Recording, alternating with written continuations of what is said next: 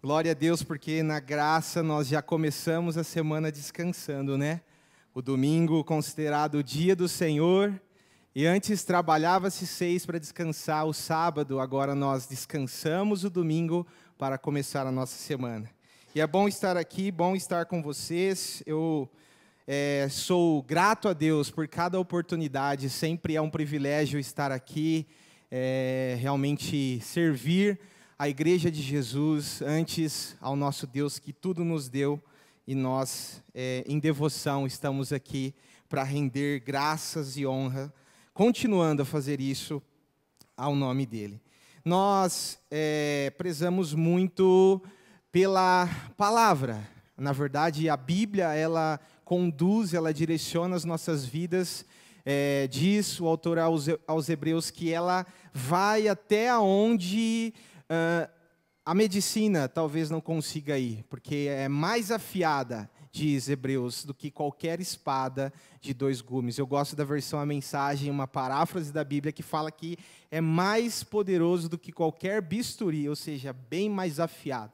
E ela está aqui hoje, estará posta aos nossos corações. Nós estamos finalizando hoje a última mensagem dessa série de reflexões, onde nós falamos de quem nós somos, onde nós, cada vez com mais clareza, com mais intencionalidade, ou seja, nós recebemos uma munição para saber como viver na nossa segunda a sexta-feira, que é o mais importante. E a realidade de que nós cantamos, de que nós falamos aqui hoje, ela precisa ser uma realidade externa, lá fora também. E aqui é apenas uma parte, eu sempre digo isso, nós passamos 1 hora, pouco mais que 1h30 aqui, para quem já chega antes, para preparar todo o ambiente, ensaiando, mas a maior parte das nossas vidas é lá fora, no nosso trabalho, na nossa casa, na nossa rua, e precisamos estar capacitados para poder realmente falar do amor de Jesus. E é a palavra de Deus, junto do Espírito Santo, que traz esse papel para as nossas vidas. E como nós estamos refletindo sobre quem somos, o tema é essencialmente igreja, precisamos entender e trazer, resgatar novamente a relevância da igreja de Jesus para as nossas vidas, porque se nós às vezes não conseguimos talvez trazer as pessoas até esse ambiente, ou atraí-las não apenas convidando, mas com a nossa própria vida, talvez seja porque para nós a igreja não tem sido tão relevante assim. E para isso nós precisamos nos atentar, porque é perigoso nós, tanto as pessoas que preparam esse ambiente, mas vocês também, todos nós que compomos a igreja, é perigoso nós cairmos no automático, tanto aqui na igreja como em outras áreas das nossas vidas, e por isso precisamos reforçar todas as vezes quem nós somos, trazer a memória para que nós consigamos ir avançando. Nós já falamos sobre a missão, que a qual é a de levar as pessoas a um relacionamento com Jesus. E isso é o que nós somos. Nós somos um ambiente, não só aqui, mas nas outras áreas, nas vias de discipulado da igreja, onde falamos, as músicas que nós cantamos, as pregações, os estudos, todos os nossos encontros, até os que têm a comida, é para realmente falar de relacionamentos, antes de tudo com o nosso Deus e depois com o nosso próximo. Falamos também sobre a visão, que é uma igreja que ama, que cuida e que serve. Isso se diz a como fazemos, como levamos a nossa missão. Falamos também sobre a cultura, que é a forma ou com que espírito nós fazemos. Dizemos sobre o PhD, que é o acrônimo para paixão, habilidade e dedicação. Porque se nós não tivermos paixão por isso, meus irmãos, se antes de tudo não tivermos amor pelo nosso Deus, de nada adianta. Já tinha dito o apóstolo Paulo que sem amor de nada adianta. Poderíamos falar revelações aqui, trazer coisas insondáveis, mistérios, mas sem amor, isso não faz sentido.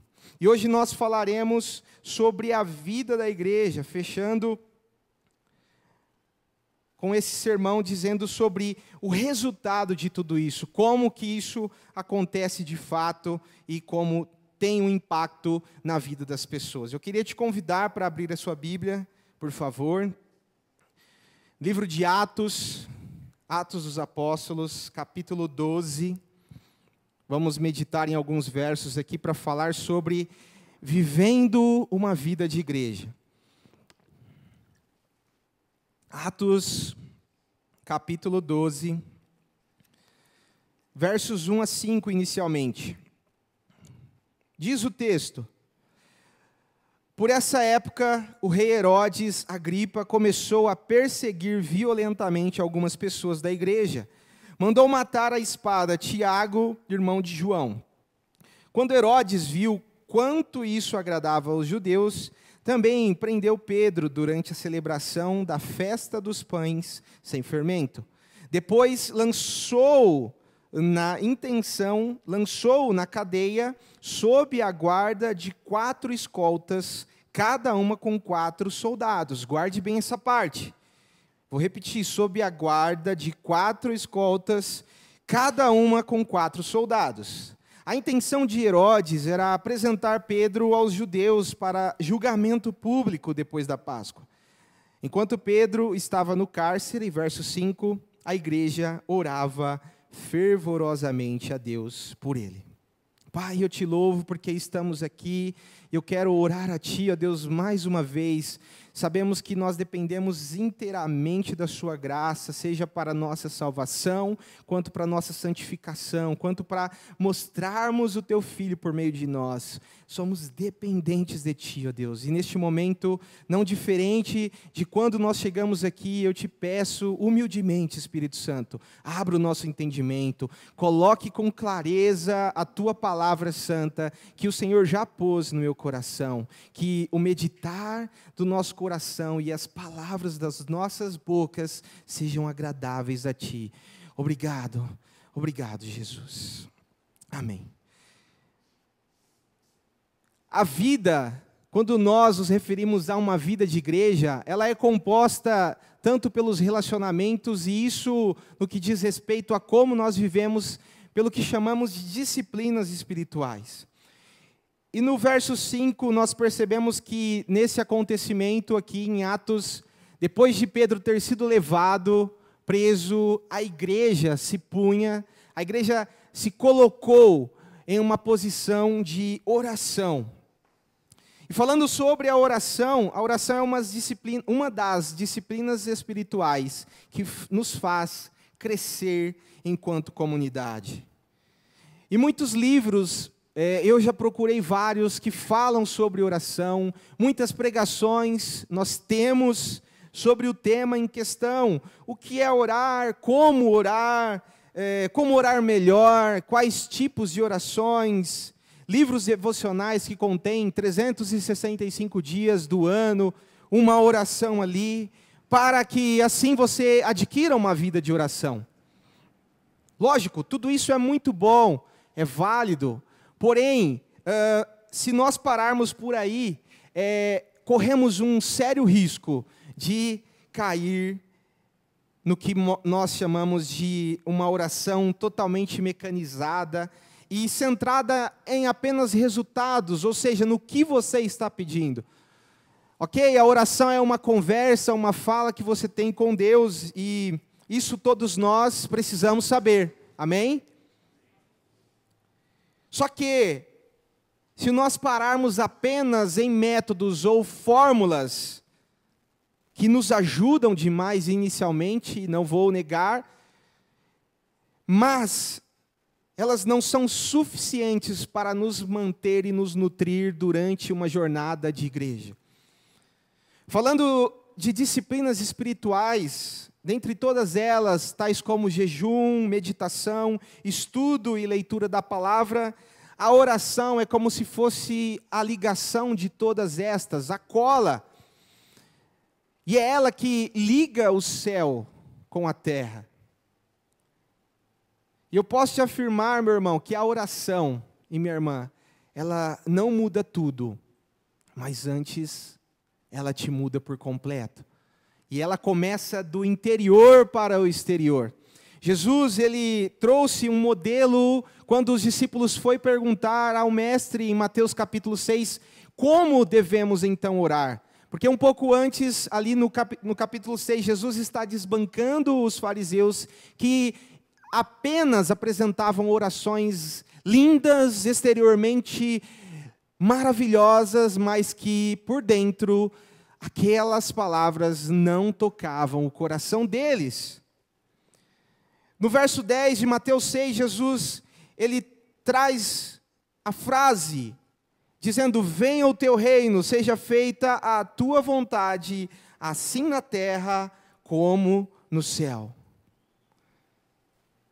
Logo, a oração, ela não nos faz merecedores do favor de Deus, mas ela posiciona o nosso coração para que, por meio de um relacionamento e intimidade com Ele, que é a nossa missão, possamos aumentar a ação dele ao nosso redor. Ele sabe do que nós precisamos. Não é isso que diz no mesmo capítulo 6? Ele cuida dos pássaros, dos lírios, quanto mais de nós. Ele sabe, porém Ele deseja que nós colocamos em palavras aquilo para que nós tenhamos um relacionamento, uma conversa. Só que quando nós não alinhamos os nossos corações, essa palavra fervorosamente, ela pode ter dois significados diferentes. Você pode estar orando fervorosamente por algo que não é da vontade de Deus, ou estar orando fervorosamente por aquilo que Ele quer, que é a vontade dEle. O próprio apóstolo Paulo vai nos dizer, em Romanos 8, 26, que nós não sabemos orar, olha só, e o Espírito nos ajuda em nossa fraqueza, pois não sabemos orar segundo a vontade de Deus, mas o próprio Espírito intercede por nós com gemidos que não podem ser expressos em palavras. Ou seja, mesmo na oração silenciosa ou aquela que é carregada de lágrimas, de tristeza, o Espírito Santo, ele pega essa oração, ele converte essa atitude e leva ao Pai, mesmo com os gemidos. O apóstolo Tiago também nos dá uma orientação maravilhosa quanto à oração. E prestem atenção, pois esses versos, eles ajustam a nossa motivação. No capítulo 4 de Tiago, versos 2 a 3, diz assim: querem o que não têm, e até matam para consegui-lo. Faço uma pausa aqui para trazer uma reflexão sobre, não sei se vocês viram a tragédia que aconteceu no Rio de Janeiro. E isso não é novidade, porque Caim fez isso com Abel, porque ele matou o seu irmão para adquirir algo que o coração dele queria muito. Perceba que quando as nossas motivações não estão alinhadas com o Evangelho de Jesus, faremos coisas que talvez nem nós mesmos acreditamos que possamos fazer. E Tiago continua, de novo, querem o que não têm e até matam para consegui-lo, invejam o que os outros possuem, lutam e fazem guerra para tomar deles, e no entanto, não têm o que desejam porque não pedem, e quando pedem, não recebem, pois seus motivos são errados, pedem apenas o que lhes dará prazer. O final do verso 3 expõe a realidade dos nossos corações. Na verdade, a motivação por trás dela demonstra que ela precisa estar alinhada ao Evangelho, pois talvez estejamos desajustados, desalinhados com o Evangelho. Richard Foster, no seu livro Celebração da Disciplina, ele traz uma seguinte frase. Ele diz: pedir corretamente envolve paixões transformadas, renovação total. Preste atenção nisso.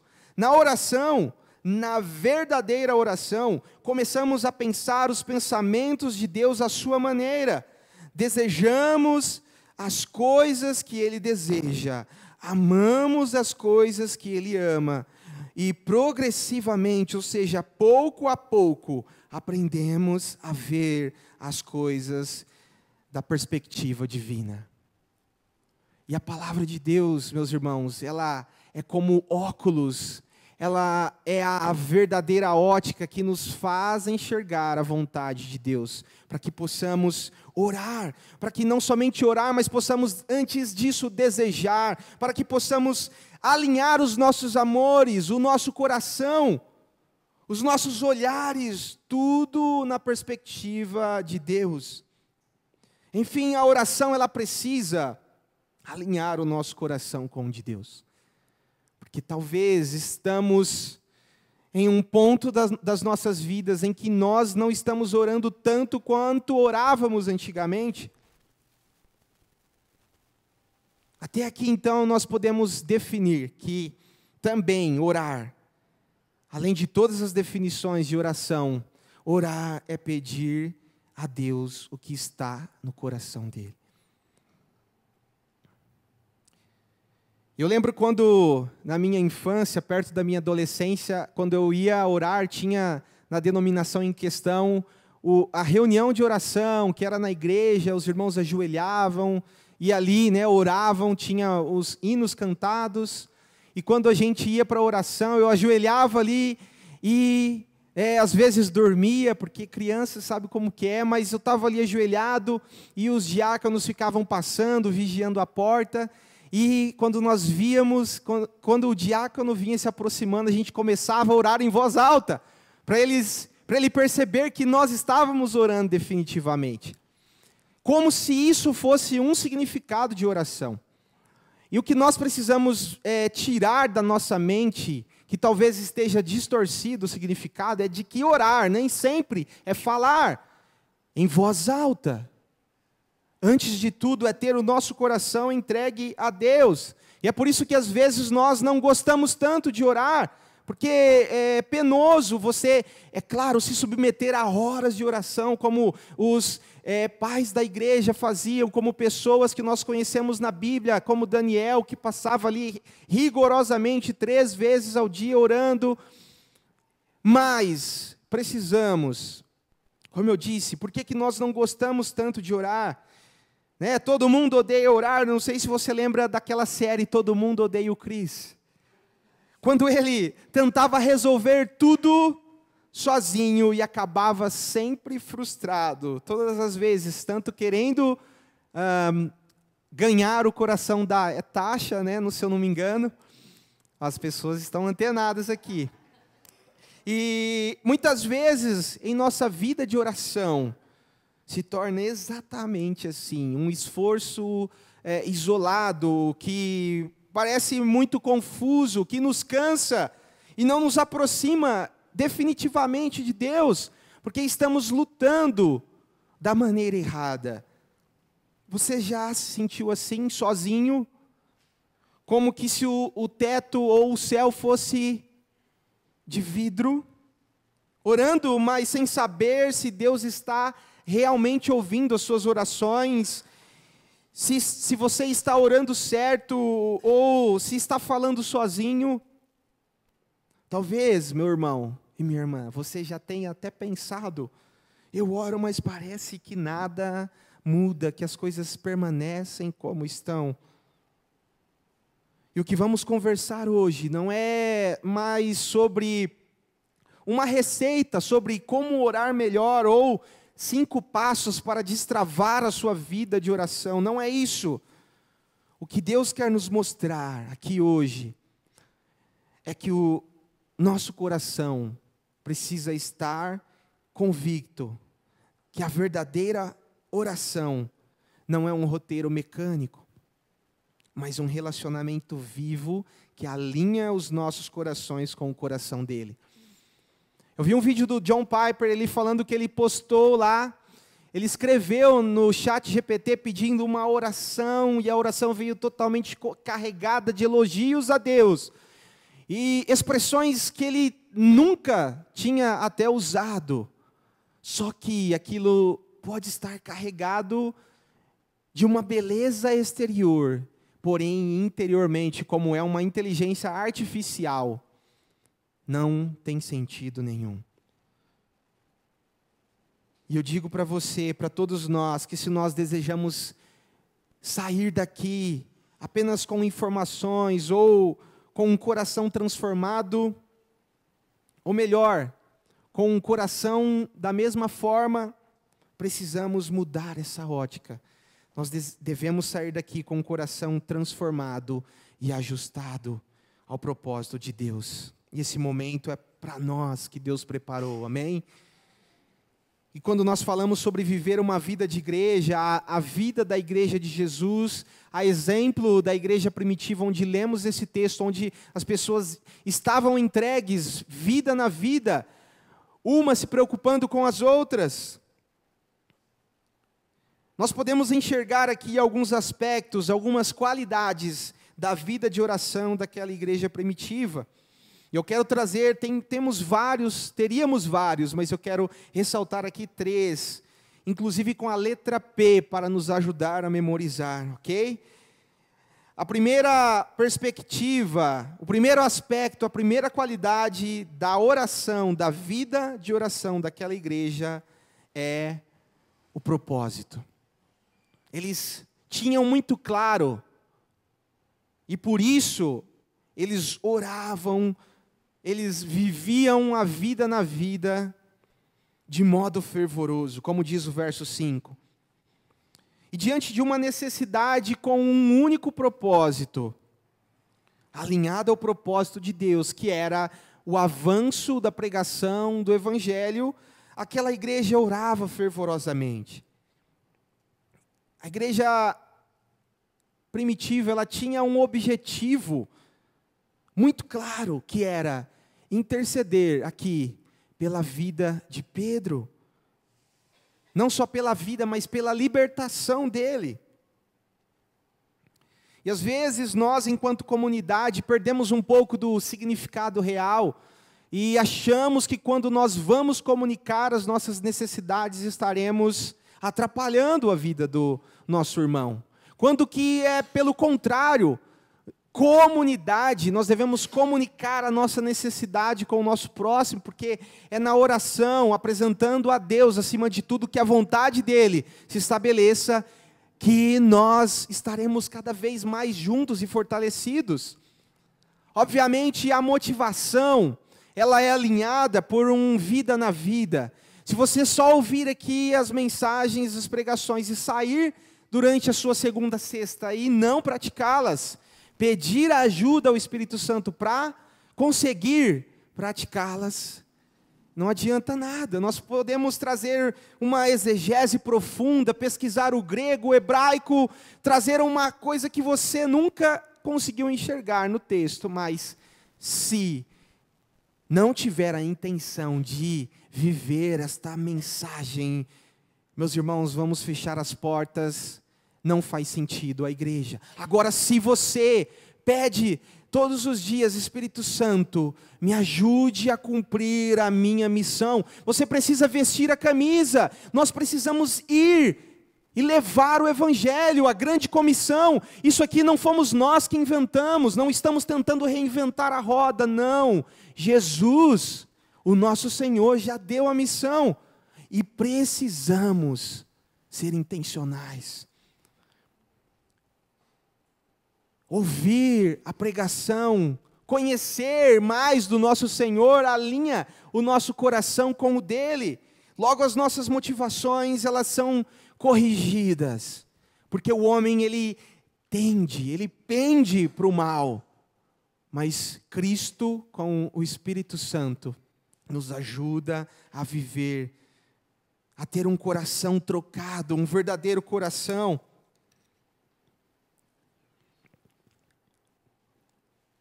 Isso nos ajuda a se manter firme nos dias maus. Como foi ministrado aqui, talvez Deus não vai nos livrar da fornalha, Ele vai estar conosco lá. Talvez Ele não nos livrará da tempestade, mas Ele vai passar conosco. Jesus está no barco, Ele disse que estaria conosco. Isso não é mera motivação, meu irmão, para o seu coração sair daqui aquecidinho, não, é uma verdade. Todas as vezes em que parecer que você está sozinho, não deixe esse sentimento te consumir. Comunique com o irmão, peça ajuda, lembre da palavra do Senhor. É por isso que estar todos os dias, intencionalmente, lendo a palavra de Deus, orando, não é só para você se tornar mais espiritual do que aquele que não consegue fazer isso. Não! Isso é o que os fariseus faziam, a religiosidade ensina isso. Aprender mais e conhecer mais do nosso Senhor é para que nós possamos estar mais próximos dEle. É para que nós não deixemos a carne nos consumir, mas que o nosso espírito cada vez mais cresça, esteja mais parecido com o nosso Senhor. Isso precisa estar claro para todos nós, é por isso que nós vamos bater nesta tecla do que é a nossa missão, repetir por algumas vezes durante o ano, mesmo que de forma intrínseca, ou seja, de forma sorrateira, escondida, nas canções que cantamos, na palavra, mas precisamos ter clareza de quem nós somos. A nossa missão, que é levar as pessoas a um relacionamento com Jesus, ela nos move. Quando você sabe aonde quer chegar, quando tem clareza, se nós apagarmos todas as luzes, talvez por você já estar habituado ao lugar, você vai saber andar, mas provavelmente você vai bater em alguma cadeira, bater em alguma parede, em algum irmão. Precisamos da luz de Jesus nas nossas vidas, amém? E isso acontece quando nós amamos mais a Deus e as pessoas, quando nós aprendemos a cuidar uns dos outros, servimos uns aos outros. Reforçar tudo isso, a nossa cultura, a paixão, a habilidade, dedicação, é para que nós consigamos cumprir a nossa missão que Jesus nos deu. E assim, quanto mais intencionais formos, vivermos uma vida juntos, as pessoas lá fora serão atraídas. Precisaremos falar em algumas vezes, pregar para elas o amor de Jesus, obviamente, não apontando os pecados, julgando-as, mas levando, ensinando o caminho do amor. Sobretudo, as nossas atitudes vão falar mais alto do que qualquer palavra que dissermos. E é por isso que estar ajustado, tendo uma vida de igreja, por meio das disciplinas que nos ensinam, as disciplinas espirituais, elas dão significado, a saber, a oração, dá sentido, direção para avançarmos. E é por isso que falamos da essencialidade da igreja, ou seja, essencialmente igreja. A igreja precisa ser relevante, precisa ir além dos domingos, em que nós chegamos aqui, precisa ir além do que cantar apenas alguns louvores, como se Deus fosse um Deus mal-humorado, e precisa dos nossos louvores para alegrar o coração dEle, ou apenas ouvir as mensagens aqui, a pregação, para que, meu irmão, precisa ir além de tudo isso, precisa nos levar a viver de modo que as nossas vidas façam sentido. Precisamos de um propósito. Aquela igreja tinha um propósito. Nós precisamos também ter isso muito convicto no nosso coração, porque é na segunda a sexta que a coisa acontece. No trabalho, na nossa casa, na escola, na rua, na cidade. É ali, não apenas aqui, cantar. É bom nós entregarmos o nosso melhor para o nosso Deus, mas precisa ser uma realidade lá fora também, porque senão não faz sentido. É óbvio que procurar ter um propósito, viver isso, nos custará algumas coisas. Existem algumas renúncias que ao querermos viver isso e dizer sim para Deus, nós teremos. Nós corremos o risco de não receber tantos likes, tantos views, e nem tantos seguidores, de talvez não ser uma igreja grande. Sobretudo, meu irmão, o propósito maior promover uma vida saudável como corpo de Cristo por meio do relacionamento crescente com Jesus e com o nosso próximo. Isso precisa estar claro, isso precisa ser uma realidade. Porque a partir disso, as outras coisas acontecerão e são secundárias, talvez até terciárias, se isso acontecer, se Deus quiser que a nossa igreja cresça, quiser que nós sejamos influenciadores a partir daqui para outras cidades, amém. Mas antes disso precisamos cuidar com o nosso propósito. E por mais pequeno que possa parecer, isso trará transformações ao nosso redor, antes de tudo em nossas vidas. Pois a oração alinhada ao propósito divino, a verdadeira motivação, poderá causar grandes impactos. Como eu disse, mesmo não aqui, talvez até a partir daqui em outras cidades. Porque a exemplo dessa igreja em que nós lemos aqui no texto, ela orava na casa. Olha só, já quebra um monte de paradigma. A oração não precisa ser necessariamente aqui, mas onde você estiver. Diz que a igreja orava em uma casa, a casa de Maria, mãe de João Marcos. E o impacto aconteceu onde? Lá na prisão. Vocês estão comigo? Amém. Então precisamos ter propósito. E esse é o primeiro P. O segundo, dentro da perspectiva do que é orar, a exemplo desta igreja, é o P do poder sobrenatural. E aqui precisamos alinhar essa verdade também. Porque como diz Zé Bruno, a nossa oração ela não tem poder, a nossa oração não tem poder para nada. Mas quando a oração ela vem de Deus, quando nós temos o nosso coração, a nossa motivação alinhada ao dele, aí sim, o poder é liberado de Deus, através de nós. E a exemplo daquela igreja, Deus responde de forma milagrosa, enviando um anjo para libertar Pedro. Olha o texto, pegue comigo por favor, no verso 6. Na noite antes de Pedro ser levado a julgamento, ele dormia, preso com 2 correntes entre 2 soldados, e outros montavam guarda na porta da prisão. E de repente uma luz intensa brilhou na cela, e um anjo do Senhor apareceu, e tocou no lado de Pedro para acordá-lo, e disse, depressa, levante-se. E as correntes caíram dos pulsos de Pedro. Então o anjo lhe disse, vista-se e calce as sandálias, e Pedro obedeceu. Agora vista a capa e siga-me, ordenou o anjo. Verso 9, Pedro deixou a cela, seguiu o anjo o tempo todo, porém pensava que era uma visão, sem entender o que era real o que ocorria. Passaram o primeiro e o segundo postos de guarda, e quando chegaram ao portão de ferro que dava para a cidade, o portão se abriu sozinho, sobrenatural, para eles. Os 2 passaram e foram caminhando ao longo da rua, até que subitamente o anjo o deixou. Por fim, Pedro caiu em si. É verdade mesmo, disse ele. O Senhor enviou seu anjo para me salvar daquilo que Herodes e os judeus planejavam me fazer. De tão incrível que foi, nem o próprio Pedrão acreditou. E por que eu quero dizer que nem o próprio Pedro acreditou? Diz o texto que para ele parecia como que um sonho. E sonhar, aqui está algo que muitos de nós acabamos perdendo ao longo dos anos.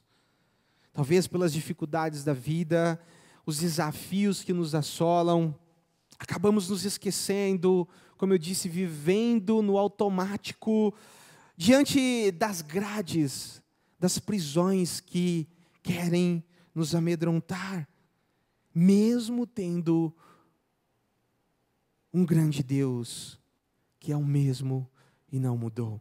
Pedro ele já tinha passado várias experiências com Jesus, vivenciado muitos milagres, visto o cego enxergar, água sendo transformada em vinho, paralítico andar, pães e peixes se multiplicarem, morto ressuscitando. Só que quando chega a nossa vez, parece que nós nos esquecemos, nós perdemos a memória de tudo aquilo que o Senhor já fez, não só nessas verdades bíblicas, mas inclusive nas nossas vidas. Parece que as realidades do reino do nosso Senhor não estão mais acessíveis. E por que, eu pergunto a vocês, para todos nós, por que os milagres não acontecem mais como antigamente? Claro que talvez você já até ouviu alguém falar, nossa, não se tem milagres como antigamente, porque na minha época, na hora que tinha o pregador, vinha, fazia oração, tinha vários milagres, perna crescia, pessoas levantavam, andavam, que eram aleijados. Por que isso não acontece mais? E o que eu posso concluir? Uma opinião minha, é claro, é que os milagres eram para que as pessoas pudessem ser atraídas a Jesus. Na verdade, eu retirei essa opinião da Bíblia, amém? Porque Cristo diz que os milagres seguiriam aos que crerem em meu nome, e por aí vai o texto. Então, o que posso concluir é que as pessoas, os milagres eram para atrair as pessoas a Jesus, ele tinha um propósito sobrenatural, porém com o tempo acabou perdendo o foco, e levando as pessoas a irem atrás das bênçãos de Deus, e não mais do Deus das bênçãos. Isso é um erro do pecado original, onde o homem, ele busca glória para si, ele quer apenas aquilo que agrada, como diz Tiago, para gastar em seus próprios prazeres. E a mentira da serpente em Gênesis 3, parte B do verso 4, era que se eles comessem o fruto, eles seriam como Deus. E essa é uma tremenda mentira, porque nós não conseguimos ser Deus das nossas próprias vidas, não conseguimos controlar nada. Obviamente estamos falando sobre oração e ela alinha o nosso coração ao de Deus. E perceba que nós não temos o controle de mínimas coisas possíveis. Uma muito simples é o batimento dos nossos corações. Nós não temos controle sobre isso. Apenas Deus, que tem o poder. E é por isso que quando nós alinhamos os nossos corações, aí é quando os milagres acontecem. Eu acredito no mesmo Deus que foi lá no passado, que opera hoje e que vai operar, como diz a Bíblia. Talvez não na mesma intensidade, porque Deus ele tem os seus meios de trabalhar. Mas quando que os milagres acontecem e por que eles acontecem? Quando que o poder sobrenatural de Deus vem? Em cima do texto em que lemos, ele aconteceu na tranquilidade. O texto diz que Pedro dormia tranquilamente entre dois soldados. O anjo veio acordá-lo. Talvez isso possa significar que quando nós descansamos no Senhor, Ele vem ao nosso encontro e age a nosso favor. Ou talvez também Deus esteja esperando você se aquietar, para que no silêncio, ou talvez no silêncio automático que você entrou, Ele venha te despertar e diga, vamos, levante-se, sou eu que tomo pela sua mão e te digo, não temas, porque eu te ajudo, a minha destra te sustenta, a minha graça te basta. Deus, meu irmão, aleluia, Ele é o mesmo, Ele não mudou, é na tranquilidade que Ele opera. Pedro, ele sabia que Deus o libertaria, por isso que talvez, pode ser que pelo cansaço, mas talvez ele dormia descansando, mesmo em meio à tribulação, em torno de 16 soldados que o escoltavam. Ele estava, a exemplo de Paulo e Silas, que adiante estaria à meia-noite na prisão, cantando e adorando ao Senhor, como diz Jó. eu sei em quem tenho crido. Ele é o mesmo, Ele não mudou. A oração nos leva ao descanso. O sobrenatural de Deus acontece nos momentos mais inusitados. É por isso que a oração, ela precisa conduzir o nosso coração à confiança. Ela treina os nossos corações a realmente deleitar-nos e confiar inteiramente em nosso Deus. Totalmente, e não nos nossos esforços, porque estamos fazendo uma oração maravilhosa, com uma retórica, com palavras extraordinárias. Não. É porque nós temos a nossa dependência inteira no nosso Deus. Não é porque nós estamos orando em voz alta, fazendo barulho, que Ele vai nos responder. A exemplo de Elias, Deus respondeu ele no silêncio. Deus não tem padrão, meu irmão. Não estou dizendo que na oração fervorosa, com uma entonação, ele não é isso, que é errado. Mas os nossos corações precisam estar alinhados, porque senão teremos grandes chances de cair no automático, de nos perder no meio do processo. Amém? E o terceiro e último P é o P da proclamação. O primeiro, o propósito. O segundo, o poder sobrenatural. E por fim, a proclamação, que fecha todos os outros. Ou seja, o testemunho da libertação de Pedro fortaleceu aquela igreja e edificou a fé dela e das pessoas que acompanhavam. Porque a Bíblia diz que eles tinham a simpatia do povo. Então, quando Deus faz, é difícil nós crermos, ou seja, é incrível. Diz o texto no verso 14 que quando Pedro ele sai, vai ali em direção à casa de Maria e bate na porta. Diz o verso 14 do Atos 12 que ao reconhecer a voz de Pedro, ficou tão contente a serva que foi abrir a porta, chamada Rode, que em vez de abrir a porta, correu de volta para dentro, dizendo a todos: Pedro está à porta. E olha só o verso 15, eles porém disseram: você está fora de si, diante da insistência dela. Concluíram: deve ser o anjo dele. E o verso 16, enquanto isso, Pedro continuava a bater. Quando por fim abriram a porta e o viram, ficaram admirados. E olha só, prestem atenção, o verso 17, e ele fez um sinal para se acalmarem. Lhes contou como o Senhor o havia tirado da prisão. E ele diz: contem a Tiago e aos outros irmãos o que aconteceu. Disse ele, e então foi para outro lugar. Ou seja, a proclamação é a finalidade de nós estarmos alinhados por um propósito em uma verdade bíblica sobre a oração, deixando que Deus haja no nosso meio, para que as pessoas ouçam. Quando diz aqui, Pedro disse: contem. Lembra até um hino cristão, que diz: conta as bênçãos, conta quantas são, recebidas da divina mão, uma a uma, dize-as de uma vez, hás de ver surpreso quanto Deus já fez. Proclamar, meu irmão, levar a esperança para corações que estão desesperados, é o nosso papel. Coisas grandes por meio das pequenas coisas. Talvez seja difícil crer que Deus, Ele possa usar nossa igreja em uma cidade pequena para demonstrar a sua glória por meio de pessoas falhas como somos.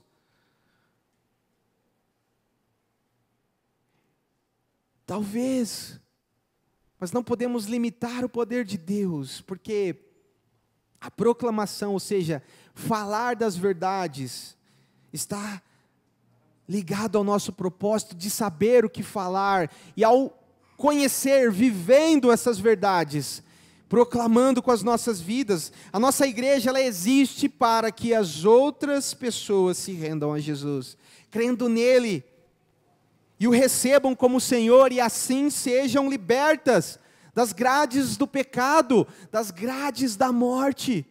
Eu lembro de uma parte do filme Deus Não Está Morto. Não sei se você já assistiu, mas tem uma parte que, quando o filho vai conversar ali com a sua mãe, que está em um quadro avançado de Alzheimer, e ali ele chega, a mãe está lá assistindo estática, ele fala: olha só, você, mãe, você serviu a Deus sua vida inteira e agora está aí nessa situação, e olha ele fala, né? Sou um empresário bem-sucedido, tenho tudo, e a senhora está aí, e ela não responde, ele sai. Talvez você já tenha assistido, mas estou só refrescando. Quando ele está saindo, a mãe fala, tem um momento de lucidez e diz as seguintes palavras: às vezes o inimigo quer que vivamos uma vida tranquila, para que não possamos recorrer a Deus. É como uma prisão sem grades, estamos ali, mas mal sabemos, diz ela, que é uma prisão, porém, que está com as grades abertas. Mas chegará o tempo, diz ela, em que essas grades se fecharão e será tarde demais. E é por isso que proclamarmos as verdades de Deus levará à libertação às pessoas. Eu faço um link com o texto de Lucas, no capítulo 4, versos 18 a 19. Jesus, citando um texto de Isaías, dizendo: o Espírito do Senhor está sobre mim, pois Ele me ungiu para trazer as boas novas aos pobres. Ele me enviou para anunciar que os cativos serão soltos, os cegos verão, os oprimidos serão libertos, e que é chegado o ano do favor do Senhor. Será que você pode também se apropriar desse texto? Ele nos libertou para que nós possamos ir como agentes dele para libertar todas as pessoas. O poder do Espírito Santo operando. O que precisamos fazer é apenas crer, ter clareza de quem nós somos, deixar que Ele haja por meio dos nossos corações transformados, e assim falaremos das verdades do Evangelho. Jesus, Ele sabia o que era estar preso. Por alguns segundos, ao ter se rendido à morte de cruz, mesmo podendo sair daquela cruz, até uma pessoa que estava assistindo a sua crucificação diz: desça daí se você é realmente o Filho de Deus. Ele poderia, mas ele se submeteu. Lembra da renúncia? Renunciou o seu cargo, ou melhor, renunciou à sua posição de Deus, e diz o texto de Paulo, que ele se esvaziou até a posição de servo. Ele escolheu permanecer na cruz até o fim, e às vezes nós achamos que estamos sofrendo demais, e Deus está querendo transformar os nossos sofrimentos, transformar vergonha em glória, transformar o que não é no que é, trazer a luz do Evangelho, a libertação daquelas pessoas que também estão passando, que passarão pela mesma situação em que você está passando, e Deus, Ele quer te trabalhar nessa luta que você está passando. E às vezes a gente quer o quê? Fugir. Mas precisamos permanecer, porque Ele escolheu permanecer na cruz até o fim. E olha só, no fim de tudo, o início da verdadeira vida surgiu, amém? Jesus ressuscitou, tomou as chaves da morte, do inferno, e está à destra do Pai. Ele nos espera. Quando Estevão estava sendo apedrejado, diz o texto que ele viu o Senhor sorrindo para ele. Precisamos perseverar, meu irmão. Minha irmã, vamos juntos, não podemos largar. Quando estamos mortos para as nossas vontades, demonstramos que estamos vivos para com Deus. E assim as nossas vidas serão usadas por Deus, quando alinhadas à vontade dEle. Os nossos corações novos, totalmente trocados. Deus, Ele não remenda, Ele não faz alguns ajustes, Ele troca.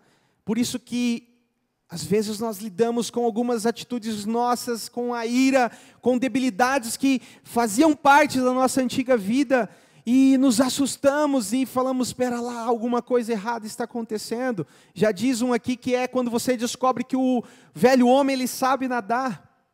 Mas, quando você entende que o seu coração foi transplantado, ou seja, o coração de Jesus foi colocado em nós, e ele está no processo de aceitação, e às vezes vai precisar de alguns ajustes, e estamos no hospital da alma, chamado Igreja de Jesus, e ali o Espírito Santo vai trabalhando, o Espírito do Senhor estando sobre nós, parafraseando Isaías, conseguiremos levar esperança e proclamar as verdades de que é chegado o tempo do favor do Senhor, amém?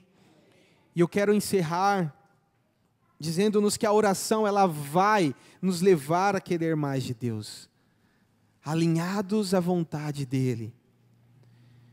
Isso significa que ler as Escrituras, estudando elas, meditando nela, jejuando, para que a nossa sensibilidade, porque o jejum ele tem o seu significado, dentro da perspectiva bíblica, porque existem vários outros jejuns por aí afora, mas dentre todas, precisamos entender que o nosso espírito, nesse processo de ensino, nas disciplinas, o nosso espírito está cada vez mais parecido com o de Cristo Jesus.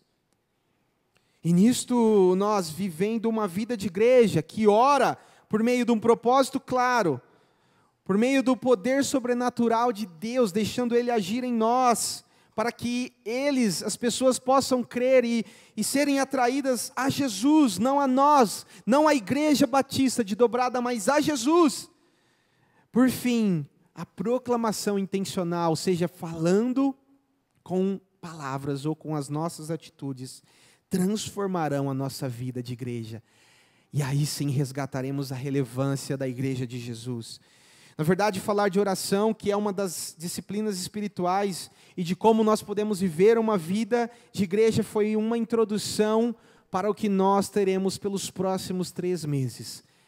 E nós já havíamos falado sobre isso, eu quero fazer novamente este convite, esse apelo a vocês, para que durante as próximas quartas-feiras nós estaremos estudando aqui na igreja, em um formato gostoso, onde nós teremos relacionamento vida na vida, que é a via de discipulado que nós adotamos para a nossa igreja, e nós estaremos aprendendo um pouco mais sobre o que são as disciplinas espirituais, baseado esses estudos no livro do Richard Foster, que chama A Celebração da Disciplina. E ali nós falaremos das disciplinas interiores, que é onde tudo começa, que é saber a oração, meditação, estudo da palavra e por aí vai.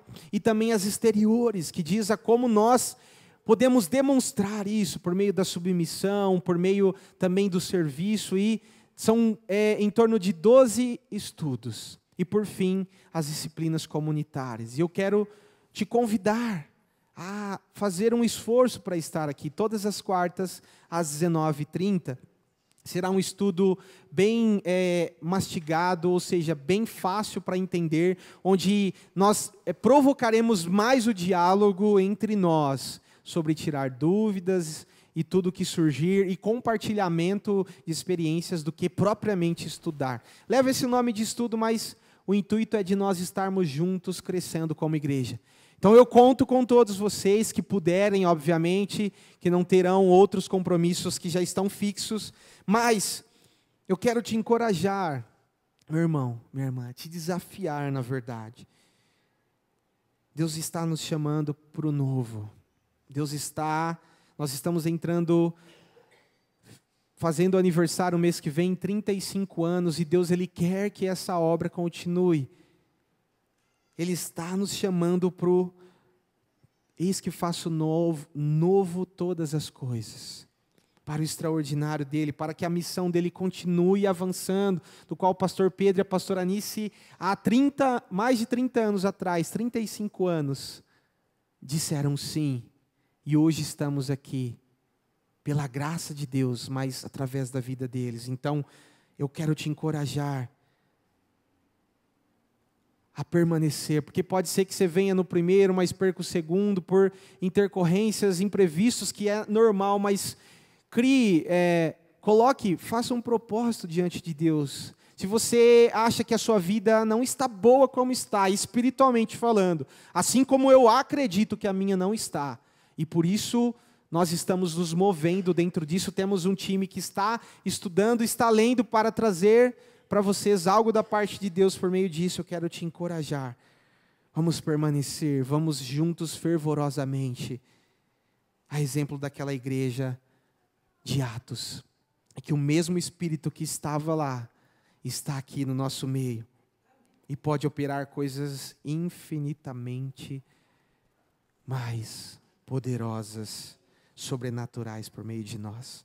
Como diz o texto de Paulo, e eu termino aqui, Efésios 3, 20 e 21, toda glória seja a Deus, que por meio do seu grandioso poder, que atua em nós, é capaz de realizar infinitamente mais do que poderíamos pedir ou imaginar.